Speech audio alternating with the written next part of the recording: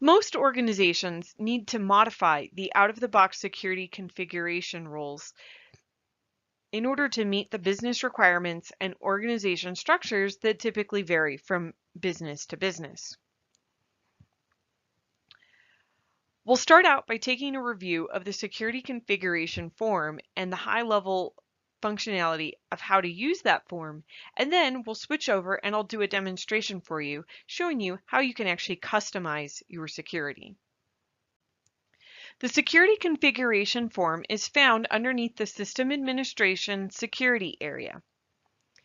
This is the primary form that's used to review, troubleshoot, and make changes to your permissions. The form is split up into 4 basic tabs. By default, you'll be on the Roles tab, which is what you see here. There are also 2 additional views that allow you to view the security configuration starting with a duty or starting with a privilege. The last tab is called Unpublished Objects, and there's a number that will be displayed in parentheses. As you start making configuration changes to your security setup, the system will copy those items into the unpublished objects, and you'll see a count of the number of objects that have been modified.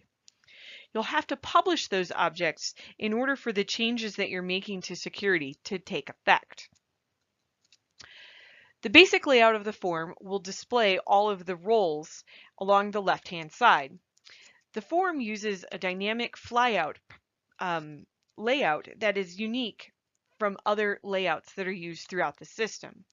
When you select a particular role, the next section of the page will show you references. In this case, you can see duties, parent roles, privileges, subroles, and so on. By clicking duties, a new flyout would appear that would display the duties.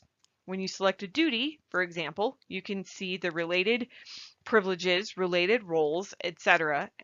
for that particular role, which would create another flyout to the right. When we switch over to the user interface, I'll demonstrate this for you and show you how to navigate back and forth through these flyouts. Along the top half of the form, you'll see a variety of buttons. You have the ability to undo and redo your changes, as well as create new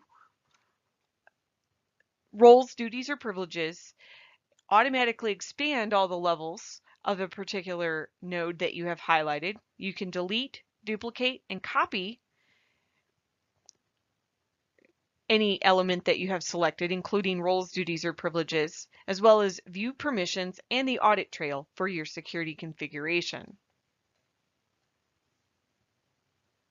Let's switch over to the web interface and I'll demonstrate how to customize the various security settings.